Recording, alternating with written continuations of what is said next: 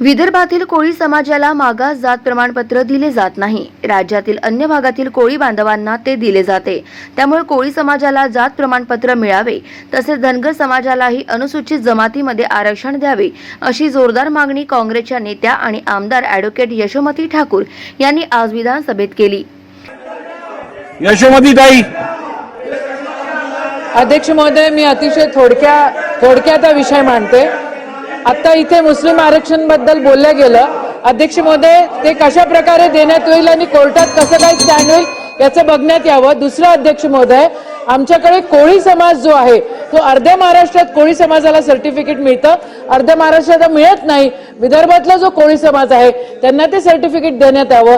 आणि तिसरा विषय अध्यक्ष महोदय, धनगर समाज हा आपण एनटी मध्ये घेतो, पण बाकी राज्यामध्ये तो एससी मध्ये येतो। त्या धनगर समाजाच्या आरक्षणात देखील आपण लक्ष द्यावं अशी विनंती आहे। गाव माझा न्यूज करिता महादेव नवघरे, अमरावती।